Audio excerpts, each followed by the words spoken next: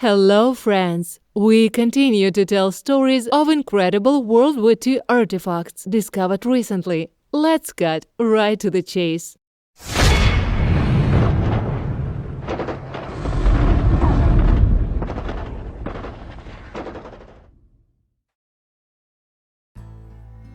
A German vessel. In Serbia, a German transport ship was raised from the bottom of the Danube.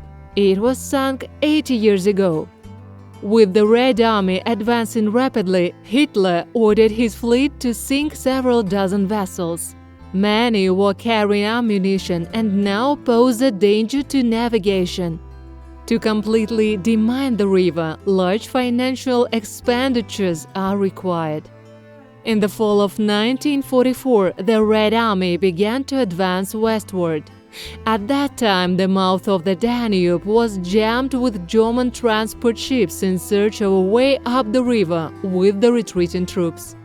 The ships were caught in a trap, and it was decided to sink them. So, in September 1944, near the Serbian village of Prahovo, about 200 ships and barges went to the bottom. They were loaded with property and ammunition. Until today, eddies are visible on the surface of the Danube, where the German ships were sunk. After 80 years, one of these ships was brought to the surface. The hull was covered with barnacles, the anchor chain and the traces of explosion can be seen. Only this small ship was demined by Serbian bomb squad for more than 2 months. Altogether, according to historians, there may be more than 10,000 different munitions aboard the sunken German ships. After the war, Russian engineers managed to raise the 7 best-preserved ships from the bottom. After that, the ship cruised the Danube under the Soviet flag. To clean up the riverbed, a lot of money is needed. Therefore, raising the German ships from the Danube will apparently take a long time. Japanese guns. Russian searchers have examined the Japanese fortification from World War II, which is located on the island of Aiturup. This is one of the many Kuril islands. A lot of artifacts from the war have been found, but the most important find was Japanese cannons, which have been in their position for 80 years. Due to the cold climate, many of the artifacts are in perfect condition. During the war, the Japanese troops did a great job of building underground fortification. Some tunnels go deep into the ground. Underground passages and rooms for soldiers and weapons were dug between the bunkers. Most of them have survived to this day.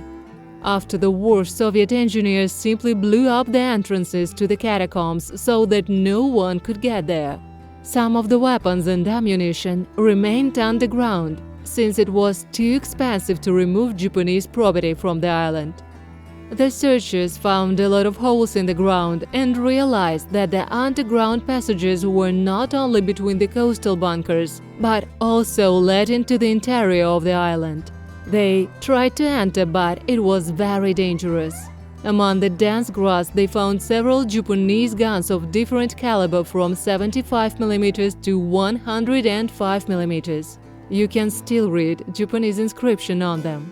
You can still read Japanese inscriptions on them. Japanese tank. The majority of finds and photos of Japanese military equipment of the World War II were made on the northern Kuril Islands, Shumshu and Paramushir. This is not surprising. There were fierce battles between the Red Army and Japanese troops. However, in 1945, Japanese military units were on almost all island of the Kuril Ridge, including Europa. There was a lot of military equipment, including tanks and other vehicles. In 2021, searchers found a light tank Hago on the island of Europa. Japan began producing them in 1934 and used them until the end of the World War II. Unfortunately, the tank was dismantled after the war and only the hull remained. The engine, turret and tracks were removed. But for the searchers, it was an incredibly interesting find. They spent a whole hour inspecting and taking pictures.